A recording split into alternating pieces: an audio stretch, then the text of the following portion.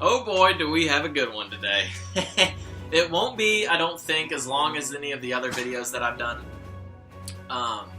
Just because we don't have an Ain't Nobody Got Time for that segment. But we do have something else we're going to use to replace that. So we're going to go over an injury report today. We're going to go over trades that have happened, just one. But then we'll go over the waiver stuff.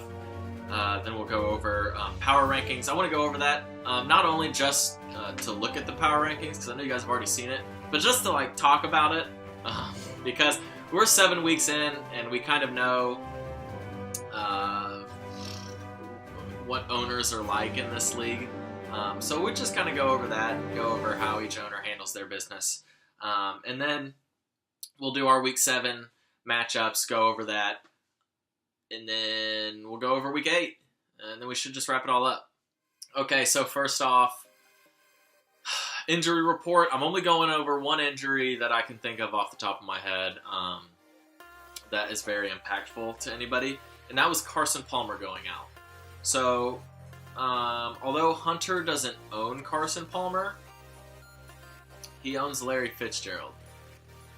So obviously, Palmer being out affects Hunter in a negative way. Now, what's funny about this is I'm looking at his lineup for this week, and he's not playing. Oh, they're on bye. Jordy and Fitz are on bye anyways, but Rodgers went out the other week, and he had Jordy. And Jordy did not do very well last week with Brett Hundley at quarterback. And now, with Carson Palmer going out, I'm assuming that Fitzgerald also will not do very well. So, 2 huge injuries over the last couple weeks have affected Hunter in a very, very bad way. So, Hunter...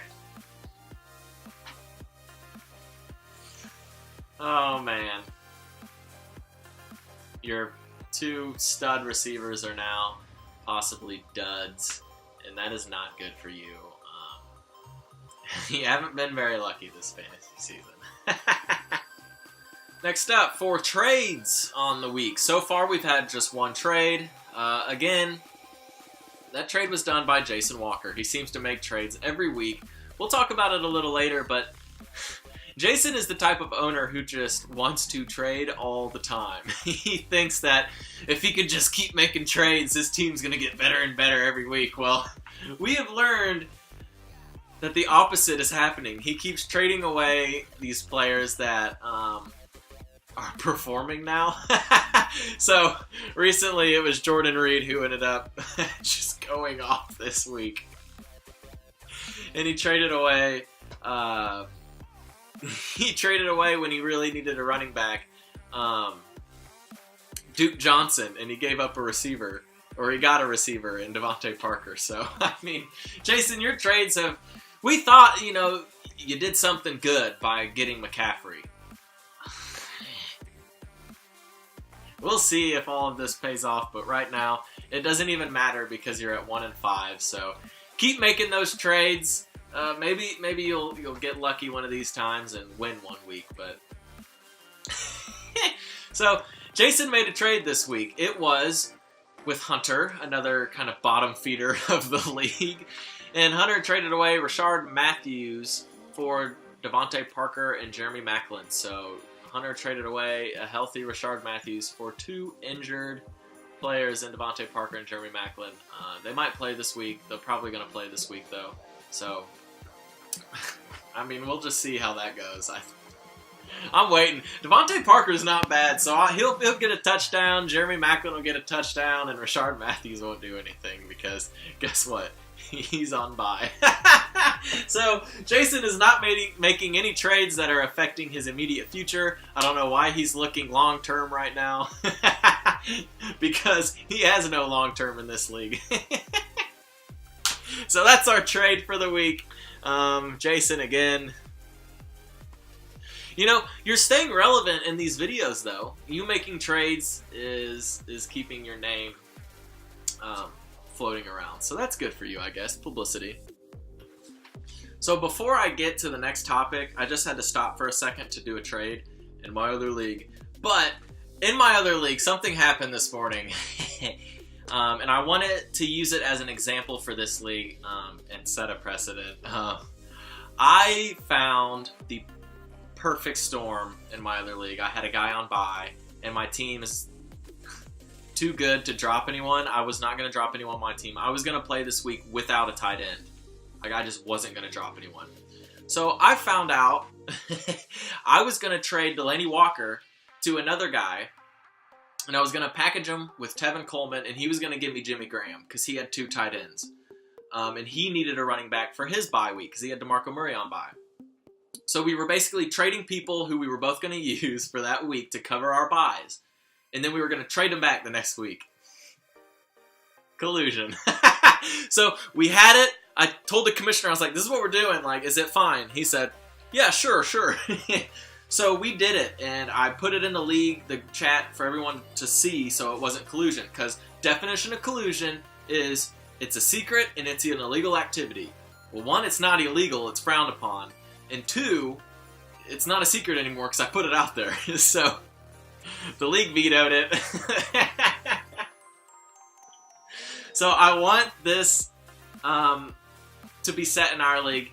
No trading players just because you have people on bye.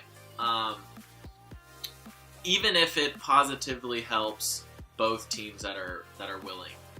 It will negatively affect the other teams in the league.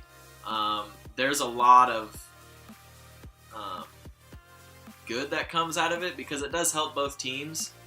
The only way it hurts the other teams is because you're going to have to go against them, the people that are benefiting from it. I honestly think it's not a huge deal to trade away. Yeah, it's bad. You shouldn't. It's just something you shouldn't do. So that's a new rule. No trading away players and then trading them back the next week. So we're going to make a rule now that if you trade a player to another team, you cannot get that player back within 2 weeks. So for that next week, you won't be able to get that player no matter what, even if it's just to cover bye weeks. So if you trade a player away, you don't get him back for 2 weeks. You can get a player and trade him right away like Jason did earlier, but you can't get him back to cover bye weeks. So I just wanted to tell you guys that. Okay, so waiver talk, okay? Listen up. We've talked about this before. I have the group me up right now. And I'm going to kind of just go through what happened, and I'm going to explain. Even though I think everyone should get it by now. It all started by Coulter saying, so how is Colin still number 1 on the waivers? And then Jason chimes in, and Reed number 2, just added Clay on Saturday. And then Blaine said, was wondering the same thing. So, okay, that started it. And then I just wanted to make sure that everyone knew the difference between waivers and free agents. So, guys, the waiver wire is a way for you to pick players up. But if everyone was a free agent all the time, it's basically just first come, first serve, and that's not how it works in fantasy football. So, the waiver wire, if you drop somebody from your team, they go on waivers. You have to put in a claim for those people. Okay? The waiver wire, if you don't drop anyone, basically this is how it works. Once they start their game, whether it be Thursday, mostly it's on Sundays, once they start their game, they're locked in, and they basically become a waiver pickup once that game's over. So if you want to pick someone up, you have to put a claim in for them. And the waivers turn into free agents. It'll tell you in parentheses. So most players who haven't been dropped from a team and are just sitting there will become a free agent in our league, Wednesdays. Okay, so you would put a claim in for someone that you want Sunday, Monday, whatever, maybe even before. You would put a claim in for them that weekend, and then hopefully you get them on Wednesday. Okay, so if you pick someone up off of waivers, your spot, I'm sitting at first now. If I pick someone up this weekend off of waivers, I go down to last. So on and so forth, okay? If I drop someone from my team right now on, what's today? Wednesday, they become a waiver claim. So one of you guys, if I were to drop who do I have in this league? Zeke. If I were to drop Zeke right now, no one can just go pick him up. He's a waiver claim. You have to use a waiver claim on him. Once people become free agents, Wednesday on, then you can just pick up anyone without having to waste a claim. So that's why, like, you might not get someone on waivers, but then you can just pick someone up on free agents. I mean, it's like, you just kind of got to look at it and understand it. I thought 7 weeks in, people would get it. So essentially, this is what you do. If you see someone on waivers and you don't want to waste your spot for them, because maybe next week someone on waivers is going to be really valuable and you want them, don't waste a waiver pick on anyone. Wait until they become free agents and pick them up. So, like, don't use waiver picks on kickers. Don't use waiver picks on defenses, unless it's like the Jacksonville D or like Suckup, who was on the waivers the other week. I can't believe I just had to explain that. It sounds confusing when you are just talking about it and you can't look at it, but when you've gone through it for 7 weeks, it should make sense to you guys now. So use free agent pickups only. This is my advice to you. Only add players to your team via free agency when they're green. Only pick people up via waivers if you really want them. Okay?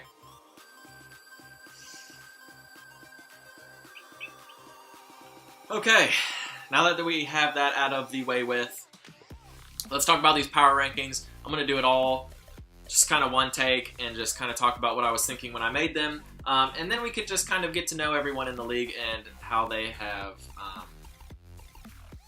general managed their teams.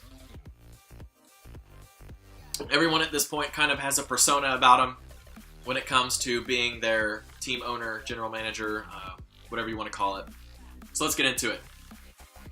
I put myself at first. My team is great, guys. I mean, I don't have holes. I don't have a bench, actually. That's the hole in my team. I don't have any bench players. But barring any injuries or suspensions with Zeke, that's the big one, my team is the best on paper. I mean, my team's amazing. And they are rolling now. Coach Partney, they're rolling.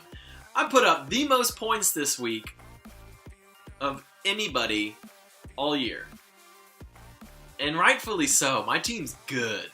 I mean, just look at it if you guys haven't. It's good. So I deserve the number 1 spot. Okay? As long as they're healthy, I am the Patriots of the league. Number 2, I put Colin at number 2 with the title of Gold Rush. Yes, he's in 6 leagues.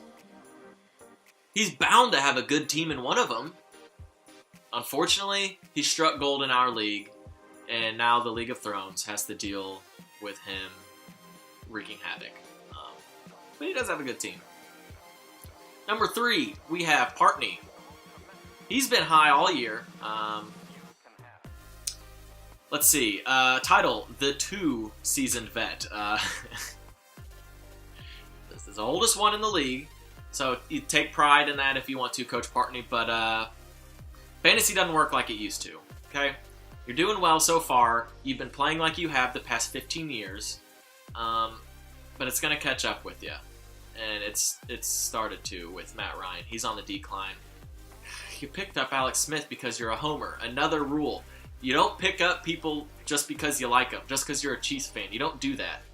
It paid off for you because no one thought Alex Smith was going to do that, so you got lucky. But time's running out. Also, fix your team name. We need an apostrophe in there, and use the Facebook more often. Hope everything's well with you too. I hope your nephew gets better. Seriously. Number 4, I put Coulter. He doesn't have a running back too, and he's not making this fun for anyone. He just keeps playing crap people. Put a fullback in, or actually get a real running back 2 off of waivers. Don't use your waiver picks. You'd be number 1 right now. I've been number 1 twice this year and used the claim on good people. So you could have had... Just figure out the waivers and don't pick anyone up off of waivers until it's a good running back. Number 5, Coach Therrell, the league rookie. He's new to the league and he's bad. I mean, that's really all there is to say about Coach Therrell.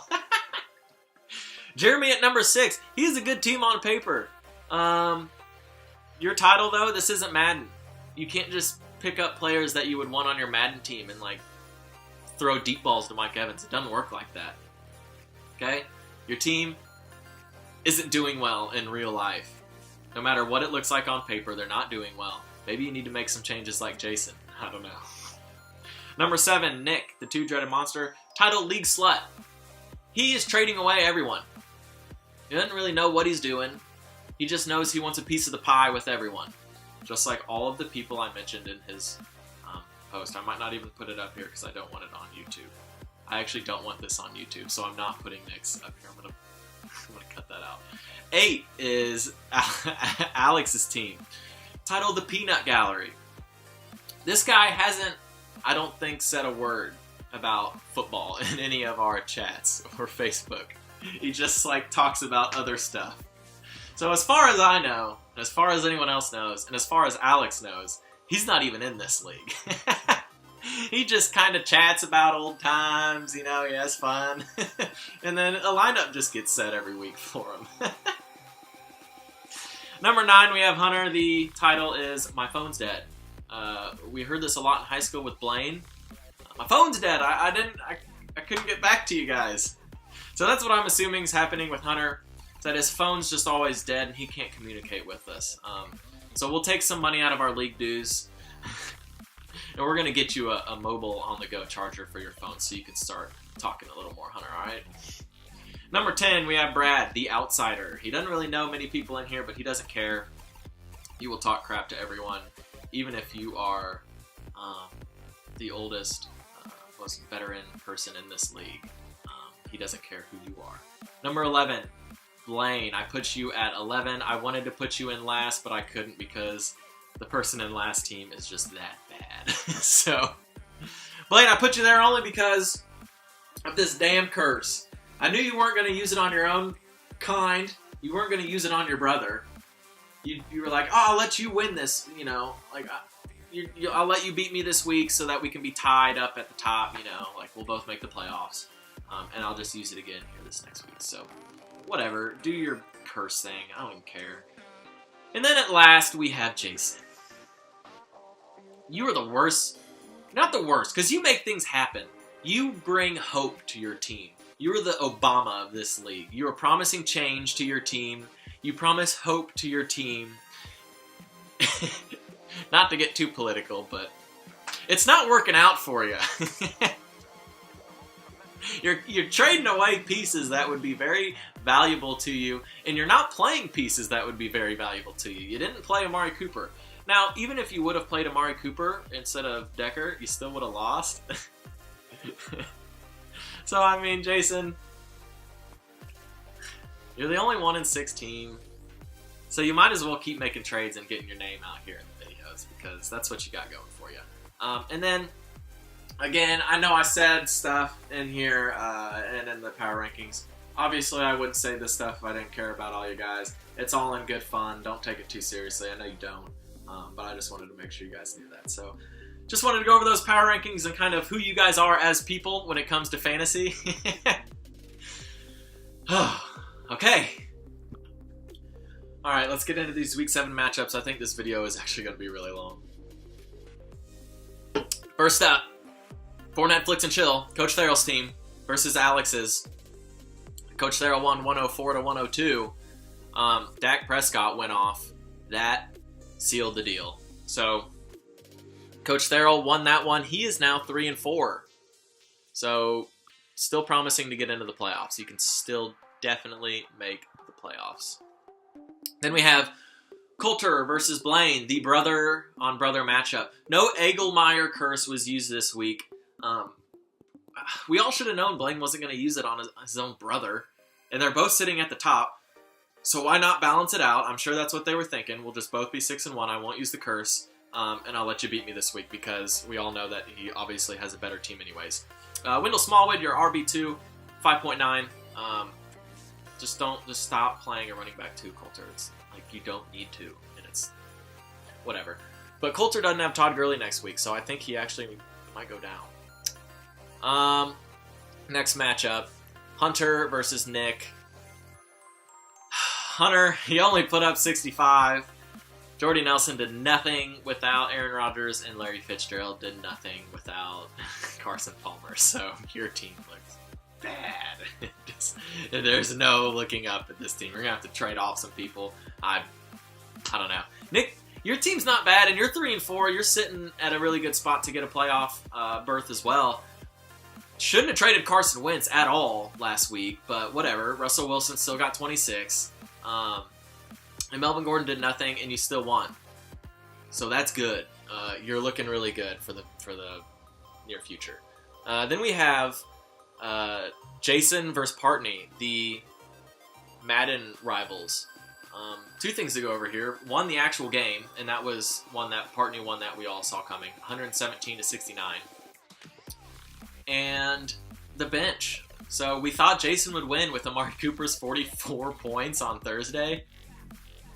Well, it turns out Coach Partney won the bench points with 65 points. Jason, you only put up 47. And it's because you still had Aaron Rodgers on your bench. You should have dropped him after Amari Cooper put up that 44 bomb. That way you could have, gotten some more points on your bench just for $5. Because that's really all you're playing for every week is $5. So yeah, you have that. Yeah, and Coach Partney, you won the $5, so good job on that.